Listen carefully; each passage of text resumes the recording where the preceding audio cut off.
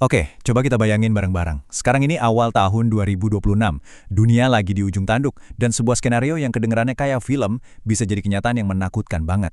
Nah, kali ini kita akan bedah sebuah simulasi konflik, sebuah gambaran masa depan yang sangat mungkin terjadi. Pertanyaannya, apa begini caranya Perang Dunia Ketiga dimulai? Pertanyaan besar inilah yang jadi inti dari pembahasan kita. Berdasarkan sumber yang ada, kita bakal telusuri nih rentetan peristiwa yang berpotensi menyeret dunia ke dalam konflik global. Nah, semua kekacauan besar itu kan biasanya dimulai dari satu percikan kecil aja ya. Dalam skenario ini, percikannya adalah tumbangnya seorang pemimpin. Satu peristiwa tunggal yang jadi pemicu dari semua kekacauan yang akan kita lihat. Jadi, gimana ceritanya sampai ke titik ini? Semuanya tidak terjadi tiba-tiba.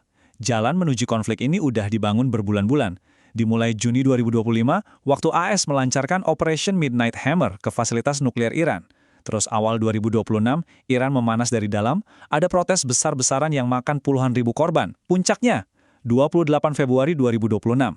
Sebuah serangan udara presisi tinggi menewaskan pemimpin tertinggi Iran, Ali Khamenei. Momen inilah yang mengubah segalanya. Nah, ini yang unik. Kematian Khamenei itu bukannya bikin Iran bersatu dalam duka, malah sebaliknya loh. Peristiwa ini justru membelah bangsanya sendiri. Di satu sisi, ada duka publik yang luar biasa. Tapi di sisi lain, banyak orang yang malah merayakannya di jalanan. Iran jadi terpecah dari dalam, dan ini terjadi di tengah krisis yang lagi genting-gentingnya. Dan jelas ya, Iran nggak bakal tinggal diam. Respon mereka datang dengan cepat dan dahsyat. Mereka nggak cuma membalas, tapi mereka punya skenario serangan yang dirancang untuk mengguncang seluruh kawasan Teluk. Lihat deh targetnya.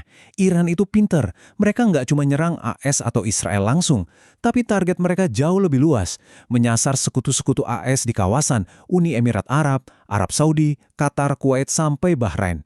Ini bukan cuma pembalasan, ini adalah pesan kekuatan yang dikirim ke seluruh wilayah. Dan ini dia justifikasi resmi mereka. Kutipan dari Menteri Luar Negeri Iran ini jelas banget. Kami tidak menyerang tetangga kami menargetkan kehadiran Amerika. Dengan kata lain, Iran menganggap pangkalan militer AS di negara-negara tetangganya membuat negara-negara itu jadi target yang sah. Tapi, serangan gede-gede dari Iran ini justru memicu sesuatu yang, nggak terduga sama sekali.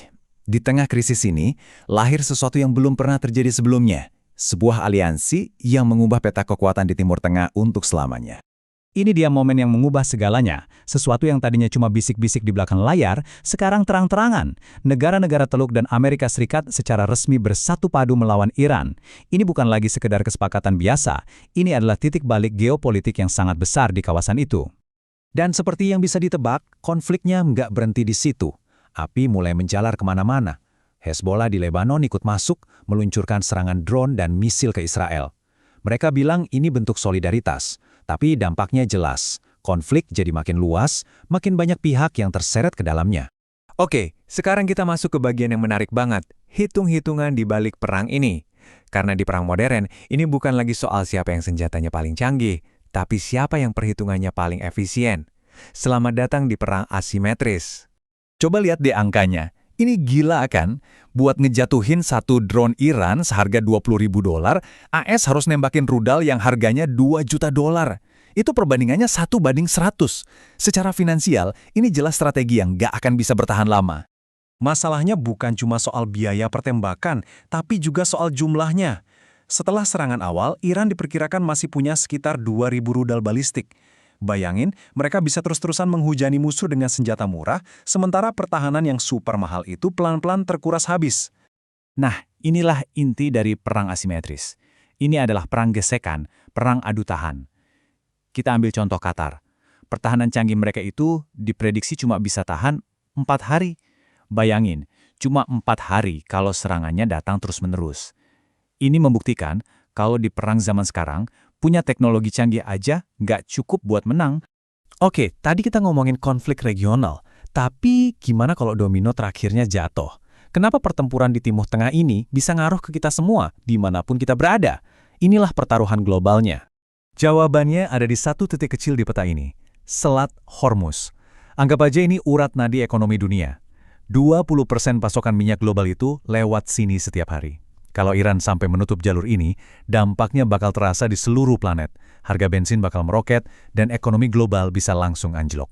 Dan pastinya, negara-negara kuat lainnya di dunia nggak akan cuma nonton kan? Rusia langsung bersuara mengutuk AS. Sementara Tiongkok, yang sangat bergantung sama minyak Iran, posisinya jadi serba salah.